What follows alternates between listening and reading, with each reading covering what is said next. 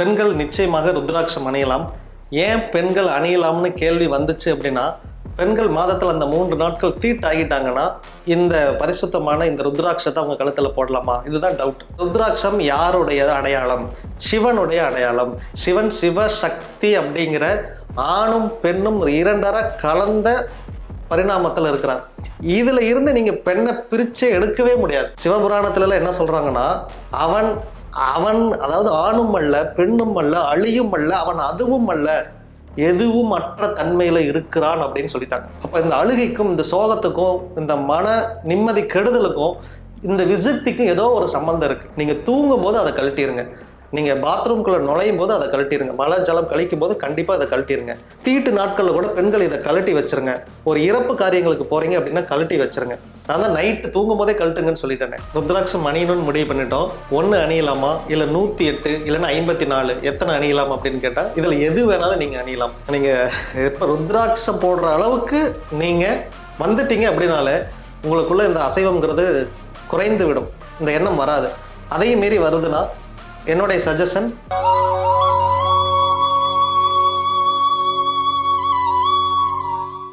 ஆன்மீக உலா நேயர்களுக்கு அன்பான வணக்கங்கள்.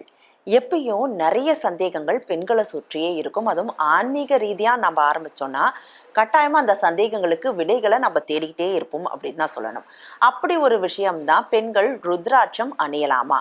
ஏன்னா ருத்ராட்சம் அப்படிங்கிறது ஆண்களுக்கான அணியக்கூடிய ஒரு விஷயம் அப்படிங்கிறது அதிகமாக ஆழமாக பதியப்பட்டிருக்கதை நம்ம பார்க்குறோம். ஆனால் இன்றைய தினங்களில் நம்ம பிரதோஷ வழிபாடுகளில் நம்ம சிவன் கோயிலுக்கு போனால் கொஞ்சம் வயதில் மூத்தவர்கள் நிறைய பேர் ருத்ராட்ச மாலை பெண்கள் அணிந்து வரதையும் நம்மளால் பார்க்க முடியுது. அந்த வகையில் தான் இந்த கேள்வியே, பெண்கள் ருத்ராட்சம் அணியலாமா கூடாதா?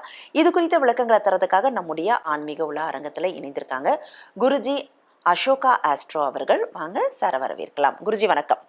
கிழக்கிய சித்தர் நமோ நமக. பெண்கள் ருத்ராட்சம் அணியலாமா அப்படிங்கிறது ஒரு மிகப்பெரிய ஒரு டாபிக்காக போயிட்டு இருக்கு. ஏன்னா அது குறித்த சந்தேகங்களும் பலவா இருக்கு. அதனாலதான் இந்த கேள்வி, பெண்கள் ருத்ராட்சம் அணியலாமா? பெண்கள் நிச்சயமாக ருத்ராட்சம் அணியலாம். ஏன் பெண்கள் அணியலாம்னு கேள்வி வந்துச்சு அப்படின்னா, பெண்கள் மாதத்தில் அந்த 3 நாட்கள் தீட்டாகிட்டாங்கன்னா இந்த பரிசுத்தமான இந்த ருத்ராட்சத்தை அவங்க கழுத்துல போடலாமா? இதுதான் டவுட். நீங்க இங்க ஒரு விஷயத்தை கிளாரிஃபை பண்ணிக்கோங்க. இந்த ருத்ராட்சம் யாருடைய அடையாளம்? சிவனுடைய அடையாளம். சிவன் என்ன தன்மையில இருக்கிறார்னா, சிவன் சிவசக்தி அப்படிங்கிற ஆணும் பெண்ணும் இரண்டரை கலந்த பரிணாமத்தில் இருக்கிறார். இதுல இருந்து நீங்க பெண்ணை பிரிச்சே எடுக்கவே முடியாது. அவரே சேர்ந்து தானே இருக்கிறார். அப்ப இங்க ஜெண்டர் வித்தியாசமே ஒண்ணுமே இல்லை. சிவபுராணத்துல என்ன சொல்றாங்கன்னா, அவன் அவன் அதாவது ஆணும் அல்ல பெண்ணும் அல்ல அழியும் அல்ல அவன் அதுவும் அல்ல எதுவும் மற்ற தன்மையில இருக்கிறான் அப்படின்னு சொல்லிட்டாங்க. 2வது சிவபுராணத்திலேயே நிறைய பெண்கள் ஜாதி மதம் இனம் வேறுபாடு இன்றி எல்லாருமே அழிஞ்சிருக்காங்க அப்படின்னு சொல்லியிருக்காங்க. அதனால நம்முடைய முன்னோர்களே இதெல்லாம் பயன்படுத்தினதுக்கு அப்புறம் தான் நாம இப்ப பயன்படுத்துறோம். பெண்கள் தாராளமாக பயன்படுத்தலாம்.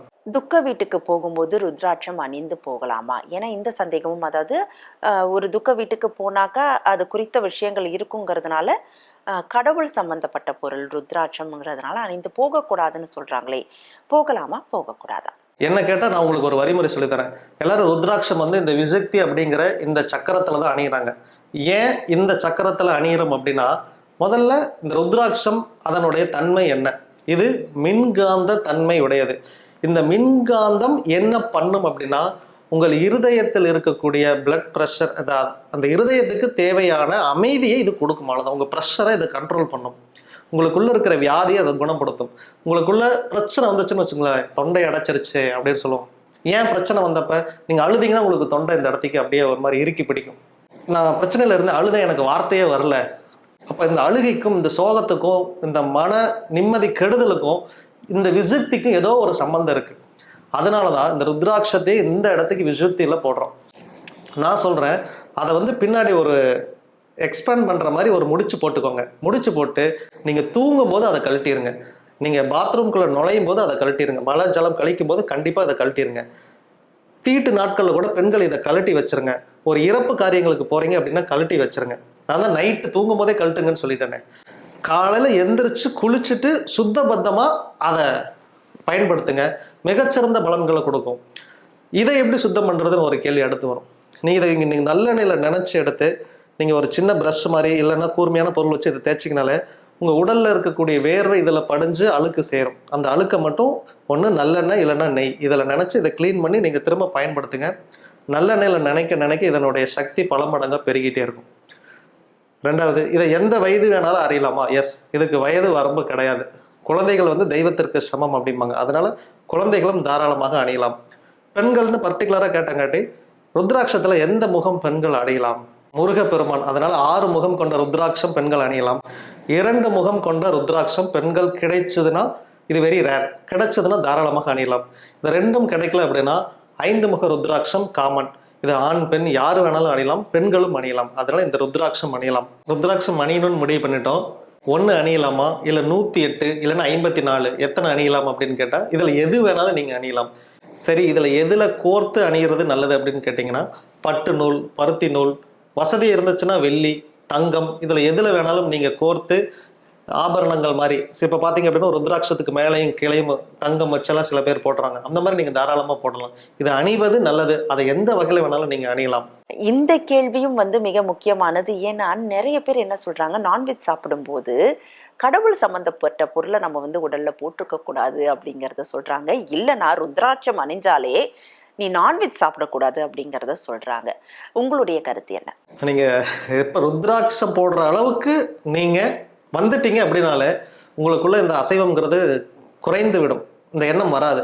அதையும் மீறி வருதுன்னா என்னுடைய சஜஷன், இதை கலட்டி வச்சுட்டு சாப்பிடுங்க. இப்போ இந்த அசைவம் சாப்பிட்றது சரியா தவறா அப்படிங்கிற ஆராய்ச்சிக்குள்ள நம்ம போக வேண்டாம். என்னுடைய பதில், உங்களுக்குள்ள எப்போ இந்த சிவனுடைய மொத்த கருணையும் உள்ள இறங்குதோ அப்போ நீங்களே இதை விட்டுருவீங்க. ஏன்னா இந்த ஹிந்து மதத்தில் இது தவறுன்னு எங்கேயுமே சொல்லலை. அதே மாதிரி இதை பரிந்துரை செய்யவும் அல்ல. அதனால இதுக்கு நான் ஜட்ஜ்மெண்ட் கொடுக்கவும் முடியாது. அதனால அதை உங்கள் விருப்பத்துக்கு நான் விடுறேன். ரெண்டாவது, இதை ரெஸ்ட்ரிக்ட் பண்ணி உங்களுக்கு நான் கொடுக்குறேன். நீங்கள் இப்போ எப்படி கோயிலுக்கு போகும்போது நம்ம சாப்பிட்றதில்ல, ஒரு திருமணத்தில் நம்ம இதை யாருக்குமே கறி விருந்து போடுறதில்ல. அப்படிங்கிறப்ப நாமளே ரெஸ்ட்ரிக்ட் பண்ணி தான் வச்சுருக்கோம். இதே ரெஸ்ட்ரிக்ஷன் நான் உங்களுக்கு கொடுக்குறேன். நீங்கள் சாப்பிடணும்னு எண்ணம் இருந்துச்சுனால் இதை கழட்டிட்டு இதற்குரிய மரியாதை இதுக்கு கொடுத்துட்டு அதன் பிறகு நீங்கள் சாப்பிடுங்க. அடுத்த நாள் குளிச்சுட்டு நீங்கள் சிவபாரணம் என்ன சிவ மந்திரங்களோ என்ன வேணாலும் நீங்கள் உச்சாடனம் பண்ணிட்டு திரும்ப நீங்கள் கழுத்தில் போட்டுக்கோங்க. யாராவது குருவை சந்திக்கக்கூடிய வாய்ப்பு உங்களுக்கு கிடைச்சதுன்னா அவர் கையில் இந்த ருத்ராட்சத்தை நீங்கள் அணிச்சுக்கோங்க. அது ரொம்ப நல்லது.